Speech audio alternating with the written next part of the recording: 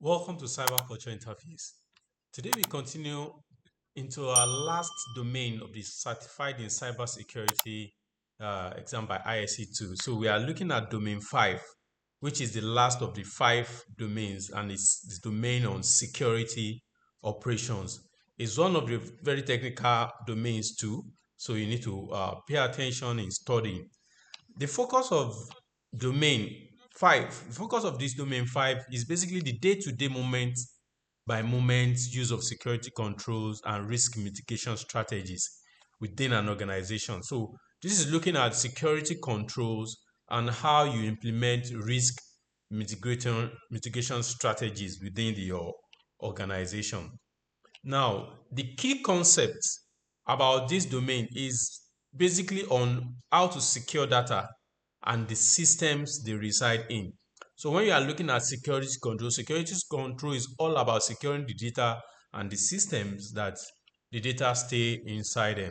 So now we go back to our concepts. So we have several concepts within this domain 5 you need to take on cognizance of as you prepare for your exam or as you get yourself trained on knowledge as you study the ISC2 certified in cybersecurity.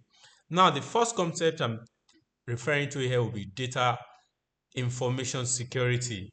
Data security or information security. So, information security as a concept is basically talking about a process and discipline that provides a structure for protecting the value of data in an organization. So it's a process. Data security is not just the one, it's a one step, it's not a singular approach. It's a process and a discipline, and the essence of this discipline or this process is protecting the value of data within the organization. Now, another key concept that follows that is how to handle data. So if we are talking about data security, you also need to talk about how is data being handled. Now, so we have about 7 major steps, about 7 major process or steps in the process of handling data. So the first thing is that you create data. Data are created, data can be stored, data are shared, data can be used, data can be modified. You can archive data and you can also destroy data. So these are the 7 ways in which data is being handled. And when you're talking about information security or data security, you need to consider how data is being handled in order for you to properly secure the data. Now, another concept you need to talk about or take note of is data handling policy. So the last step we talk about data handling process. Now we're talking about policies or like procedures, guiding how or defining how data is being handled within an organization. So we have classification, you have categorization, labeling, we have storing, encrypting, you back up and you destroy. Destroying is coming up again. So these are policies that organizations put in place. So the first one is classifying of data. So this is assigning sensitivity level to each data that an organization is creating or generating. Another thing is categorizing. So you can determine the type of data. This is putting data in different category. So another thing that data handling policy does is labels data. At least it applies a particular name to data. Then data handling policy also stores and retains data. So it determines, when I mean store and retains, it means the policy guides how long do you keep a data. When you have a data, how long do you keep a data in your database or you keep a record of your data. Then we have a policy about encryption on why you need to encrypt. Policy stipulates that a particular type of encryption should be done or encryption should be done in a particular way. Then we have policies around backups too, policies that states that backups should be done maybe weekly, monthly, daily. So these are policies, statements that guides backups.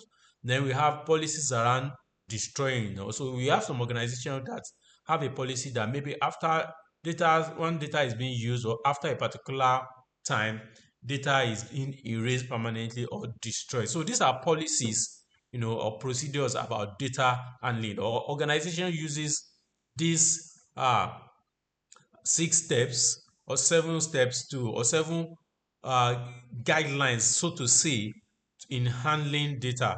And these things form what we call the policy, data handling policy. So another key concept, is data sensitivity level. If you remember in the last slide, I just mentioned that one of the things that data policy stipulate is the sensitivity, of a data, which is how you classify data. So we have different sensitivity levels. ISC2 domain 5 is where they talk about different sensitivity levels. So the first sensitivity level here is a highly restricted. So these are data that if it's compromised, it could lead to substantial loss or injury or property or damage. It can even lead to litigation claims against the organization. So organization classify such data as highly restricted or highly sensitive data. So we also have moderately restricted. So this data could lead to loss or temporary, loss of temporary competitive advantage or loss of money, revenue, or disruption of certain activities. So this data will definitely not lead to loss of life or may not lead to litigation, but they can also lead to loss of some kind of losses. So this can be considered as moderately restricted. So according to domain 5 of ISC2 certified in cybersecurity, we have a category called moderately restricted. So another sensitivity level we have here, according to the domain, is low sensitivity. So these are data that could cause minor disruptions, or maybe at best, maybe they could cause a delay in the organizational process.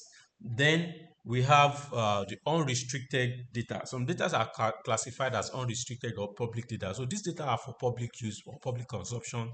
This data is already out there, so it can harm no one or cause any further uh, dissemination or disclosure. If a dissemination or disclosure of such information happen, it will not cause any further harm. So these are like 4 data sensitivity levels that are specified in domain 5 of ISC, cybersecurity, certified in cybersecurity.